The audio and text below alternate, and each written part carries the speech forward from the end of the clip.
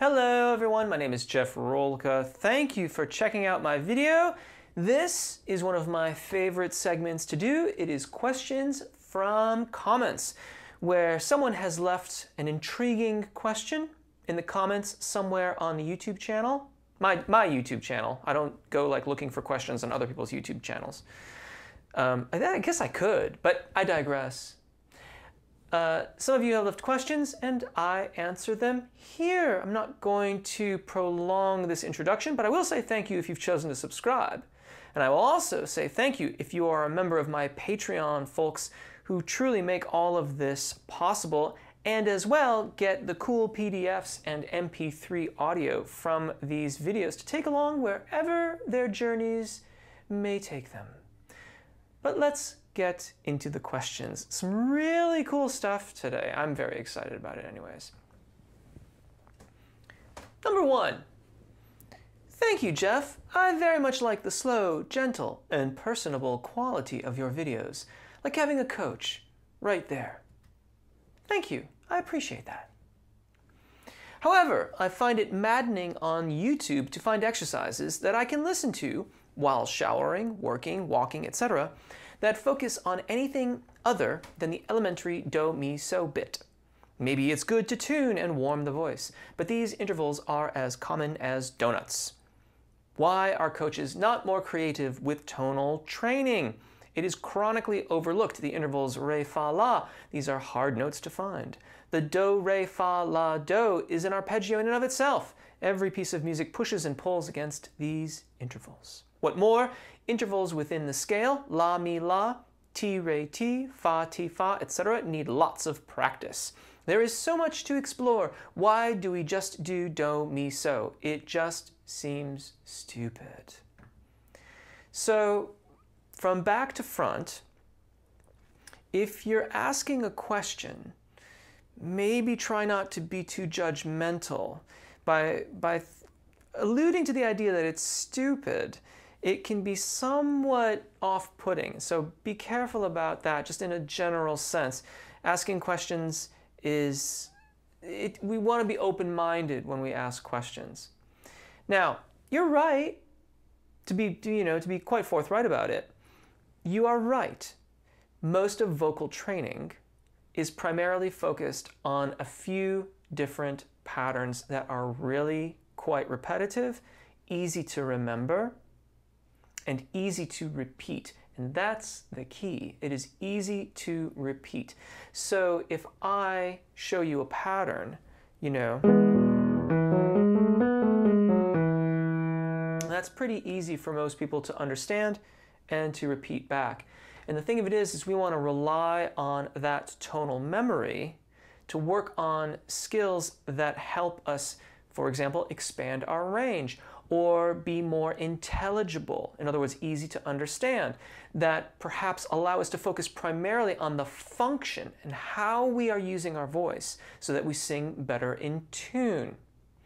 If we are always changing up the intervals and doing more of the challenging intervals or less used intervals that we might find in the scale, that undermines the process of working on our voices. Now, I'm not suggesting that we shouldn't expand outwards and work on a variety of different intervals.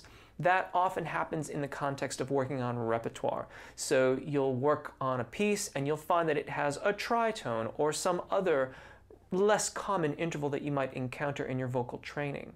And you'll work specifically on that interval in the execution of that piece, and then you'll move forward from there. But the thing of it is that when you sing those patterns that we so commonly use in our training, this pattern here requires a different kind of vowel alignment, different kind of subglottic air pressure, different kind of usage of my voice. The configuration of the vocal fold is different than if I sing that very same 5-note scale pattern here. I have to navigate vowel alignment, registration event, a variety of different things that are all changing at once on the way up and then changing again as I come back down. And so easily repeatable, easy to remember patterns that are not particularly challenging, make it easier for the vocalist to then focus primarily on how they are using their voice, the surrounding structures, to then learn the skills that will let them move from these easier patterns to patterns that are more challenging or are more specific to the pieces that they are working on. Really great question. Thank you for asking that. Really appreciate it. How to help get over stage fright. I sing at church at Easter Sunday. There were triple the number of people. I'm going to read this again. How to help get over stage fright. I sing at church at Easter Sunday. There were triple the number of people normally there, and I could not get out of my head. Stage fright is really challenging. To be very forthright, I have stage fright too. It's something that I am always kind of managing. I get performance anxiety when I get ready to make these videos. And the times that I'm stumbling over my words, which I generally don't edit out, are times when I'm feeling a little bit of a flow as opposed to an ebb of that anxiety. For me, I have approached performance anxiety in two ways. I mean, there's a lot of small incremental steps here, but I'll give you the big picture. Two ways.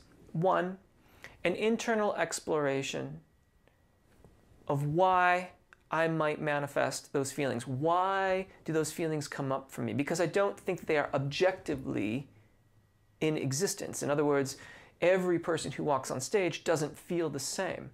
And quite frankly, I feel different walking on stage depending on what I'm doing. If I'm going to be at the front of the stage, I feel different than if I'm going to be at the back. And if I'm going to be in the pit, that's a totally different thing too. There are very different modes of my performance anxiety. That may be true for you. It might not. Don't know. You'll have to answer that question for yourself as you go out there and challenge those feelings. But number one, an internal exploration of why you might manifest those feelings. What is it about the way that you move through the world in general, music aside? What are your patterns? What are your habits? How do you feel on a day-to-day basis? When you step in line at the register buying groceries and someone is kind of trying to maybe get in front of you, but it's not really clear. They're like sort of, like, and who was there first? Like, how does that make you feel? What do you do in that kind of situation? Do you back up, let them go ahead of you? Do you kind of nudge forward? How do you drive? These things can tell you a lot about how you experience the internal world, and look for the root of those behaviors. So for me, it's a lot of my history and how things unfolded for me early on, different competitions and all sorts of different things like that that kind of ingrained in me a certain mode of moving through the world. And then when I step on stage, those come to the forefront and I have to manage them. Now, that takes time and it's an ongoing process. It's something that I still think about from a day-to-day basis. The other way of approaching this is with small incremental challenges.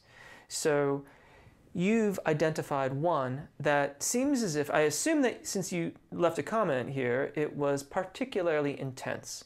Now, if I'm wrong about that, that's fine. That can then be one of your preliminary steps along the way.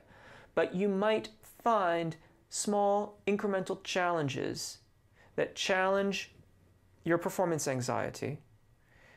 And as you surmount them, you can then move on to the next challenge. So maybe your first challenge, if you wanted to take it all the way back down, is just making a recording of yourself and then listening to it back in its entirety.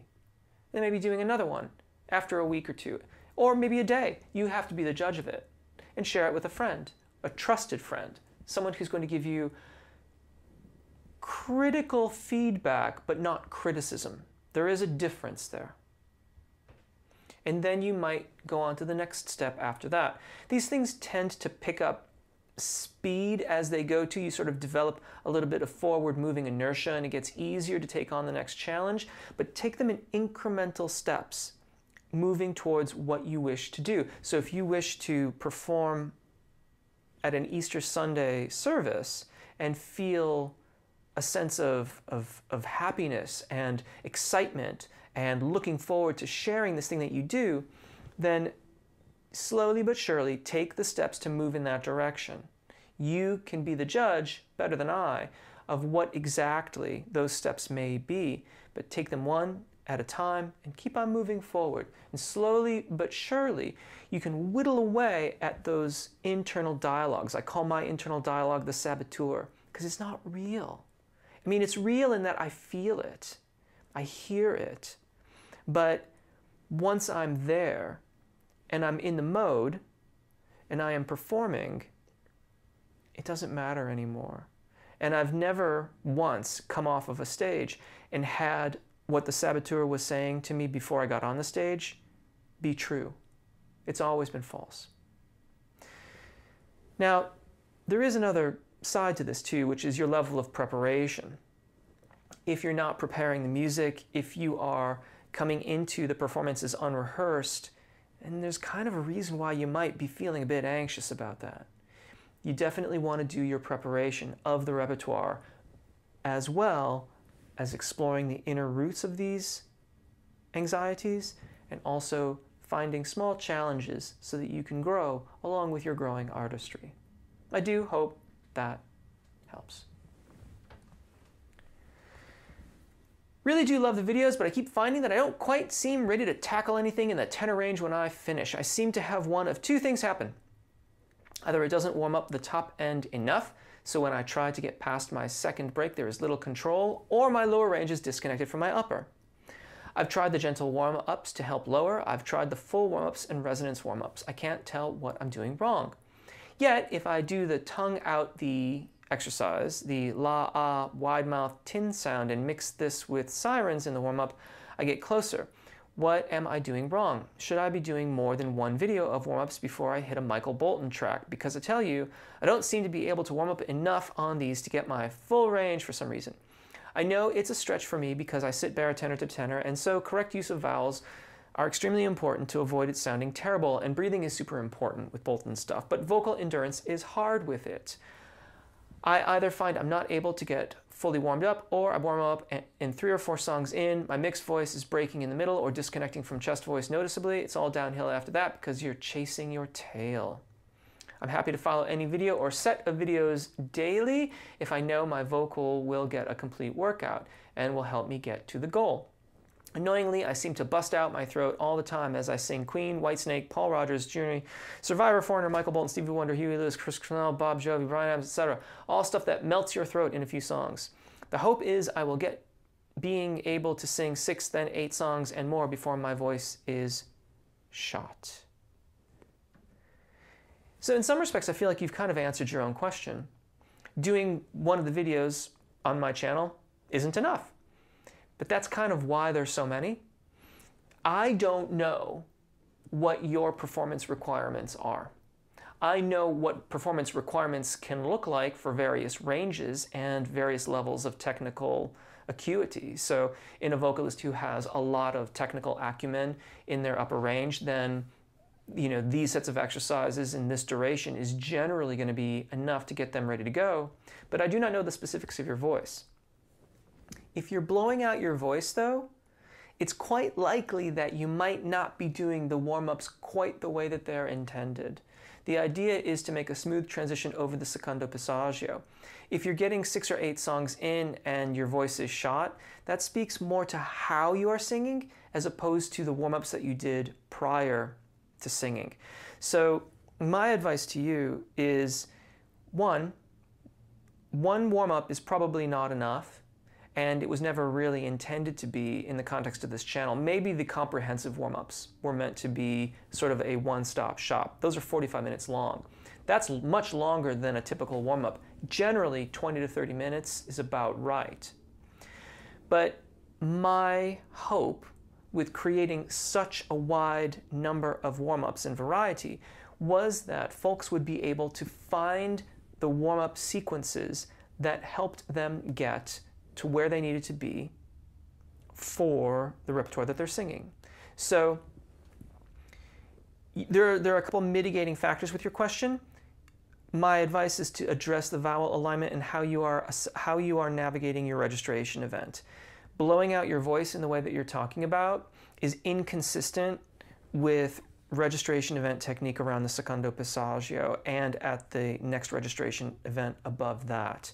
If you're making those registration events smoothly and effectively, you shouldn't be blowing out your voice. So assess your vowel alignment in your thyroarytenoid dominant singing voice or chest voice.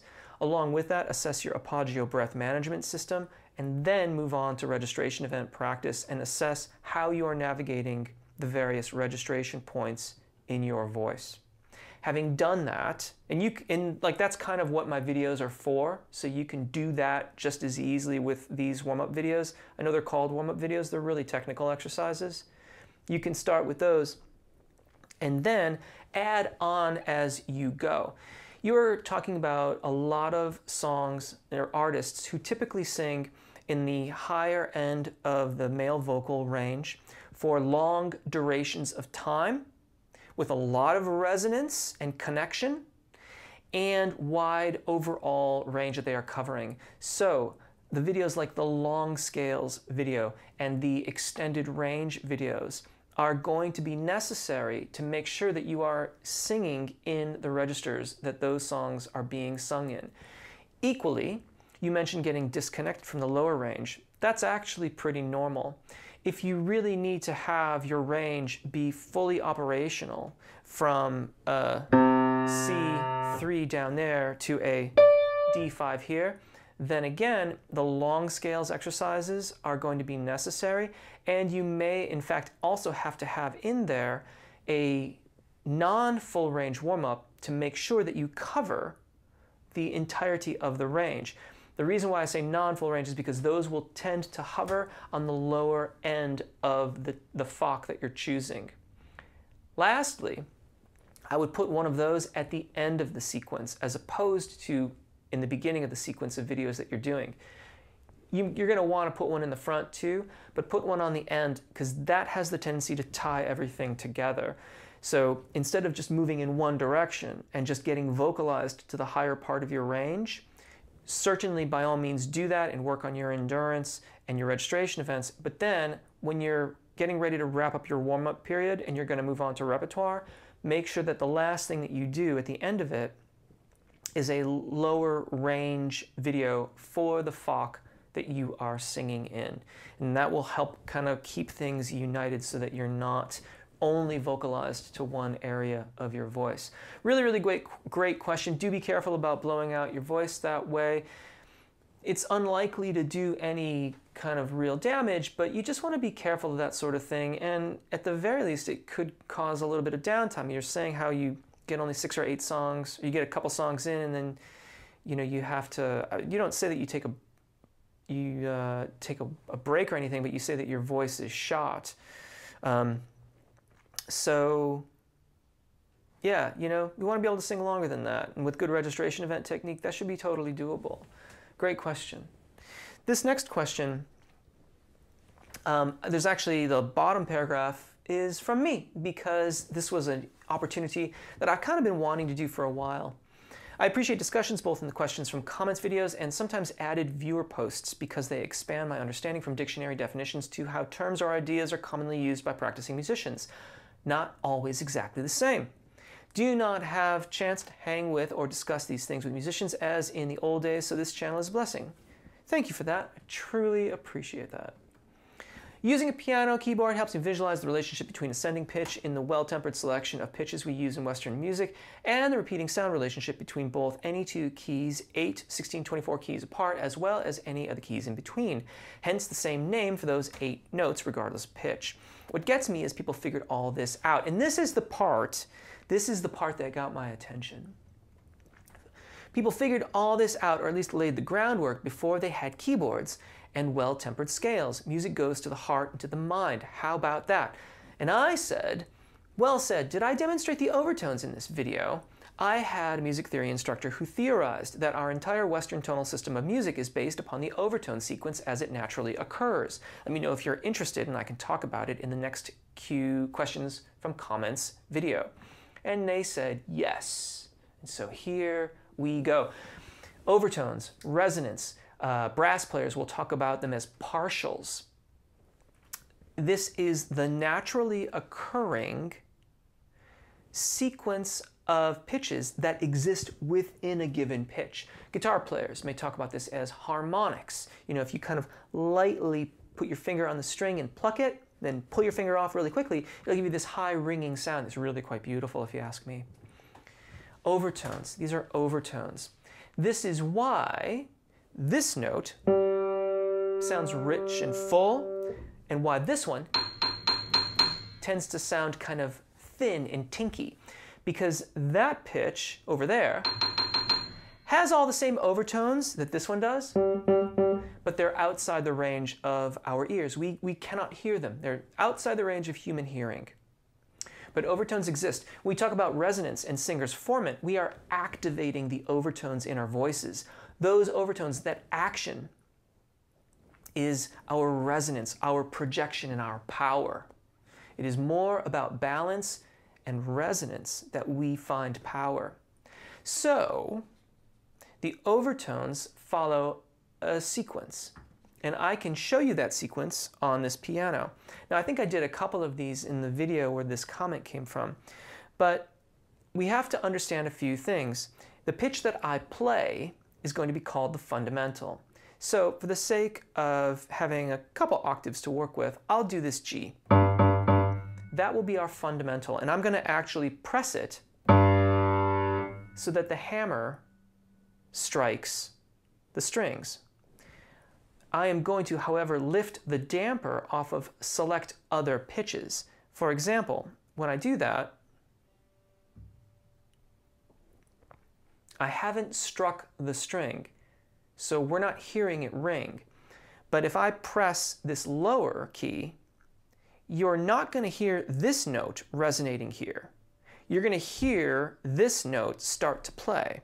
So once again, here's our fundamental. Now I'll gently lift this up. And now this one will ring when I play this note. Let's try it again. The next overtone that you get is the fifth above that. So now again, we're going to hear that pitch.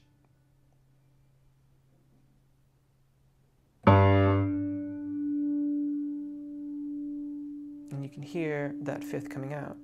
The next one above that is this G.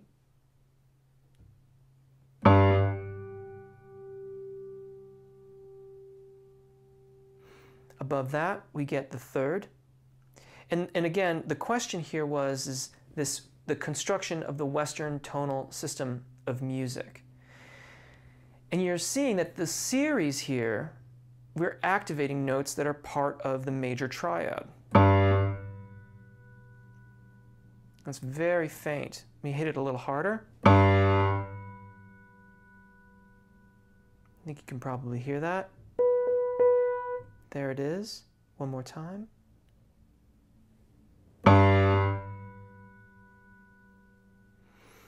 And then we get this one next. Here's the pitch so you can hear it. Let that stop vibrating.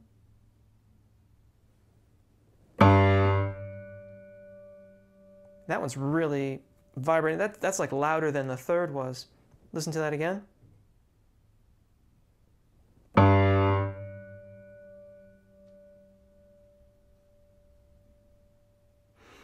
And that's our overtone series. So the teacher that I had theorized that the system of tonal music, the Western tonal system of music, was built out of these sequences.